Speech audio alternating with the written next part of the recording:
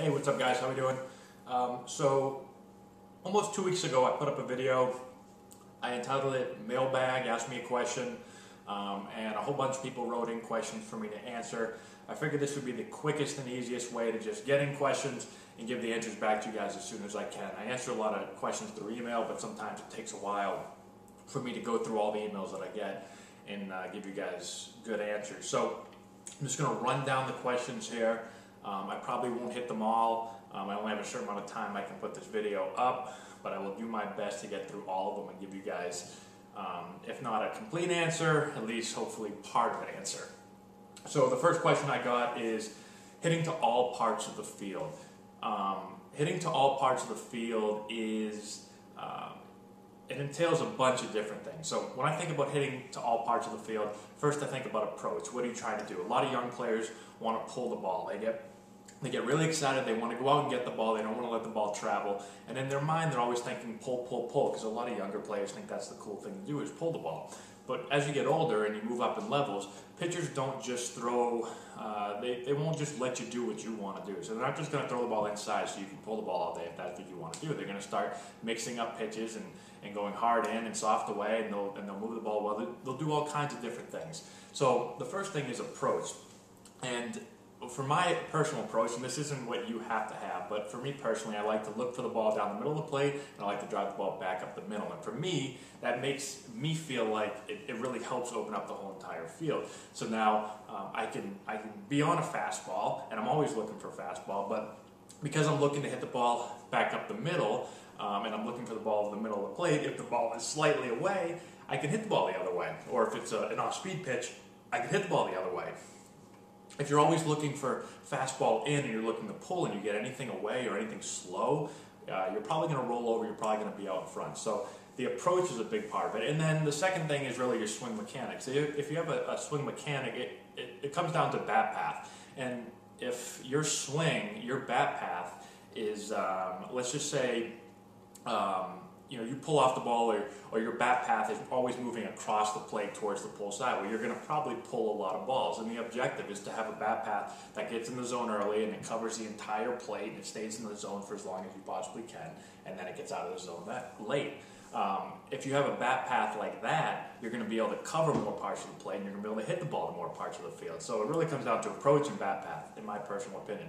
And if you want to know more about both of those things, just go through all our videos. I mean, I've probably thrown up 200 videos and I've hit on those two aspects a whole lot. So check those out. Next question is telling me that I should do a what's in my baseball bag video, because it would be interesting. So not really a question, kind of a suggestion, and I will see if I can do that. I don't really have a baseball bag anymore now that I'm coaching, but I still have a lot of baseball stuff, so I can try to do that. I keep popping up and missing under the ball during live games, never in batting practice, but in live games. Can you help me fix this problem? So it's really hard. I get these questions a lot, and it's really hard to determine what exactly is going on with your swing when I don't see it. So just because the ball goes up, that doesn't do a whole lot for me as far as knowing what the problem is. A lot of players think that they hit the ball up when they collapse back and they have this big uppercut swing.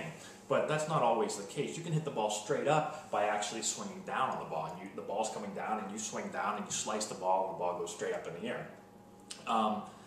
You also hit the ball, you can have a flat swing and just hit under the ball and the ball will go up in the air. So there's a whole bunch of reasons why the ball can go up in the air.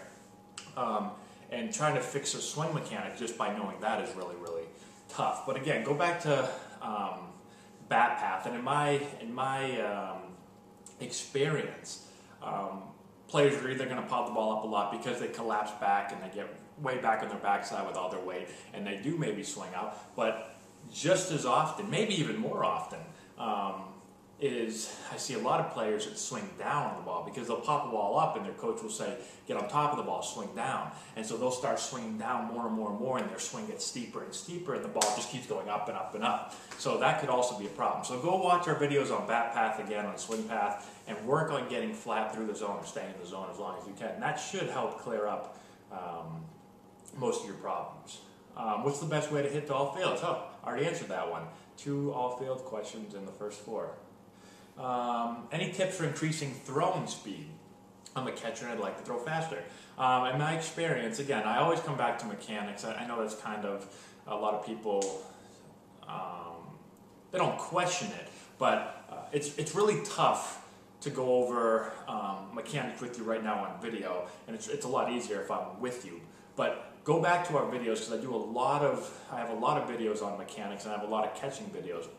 And one thing you can do is emulate a lot of the things that big league catchers are doing, and I put that on there as far as transfer. I put a whole bunch of catching stuff on there, but for me it's mechanics, and again, go in the videos for that. And then the other thing is, I've played with a ton of players with really, really good arms, and actually a lot of the players, a lot of the Latin players that I've played with, so players from Dominican or Venezuela or Colombia or Mexico, all those countries down there, a lot of them have really, really good arms, especially a lot of Dominican guys. And I'm always asking them, how they got such good arms. And they always just tell me that they just throw a lot. Ever since they were a little kid, they've just thrown and thrown and thrown.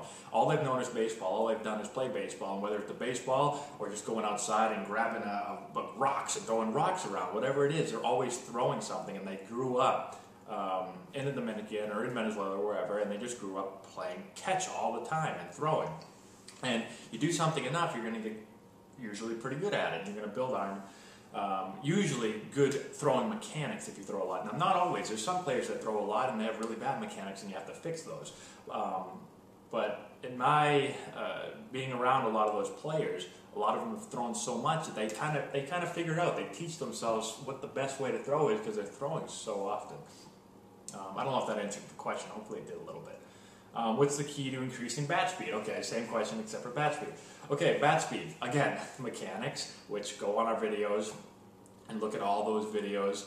I compare a lot of big league players to younger players and talk about the difference in mechanics and the difference in creating bat speed. And I talk about all kinds of stuff about using your body the right way and creating tension and all that stuff. So go watch all those videos.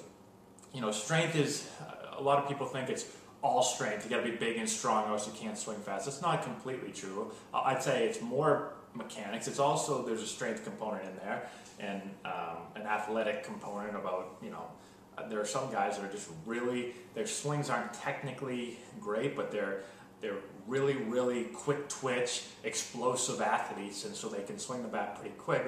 They don't always have the best technique, but they're really, really great explosive athletes.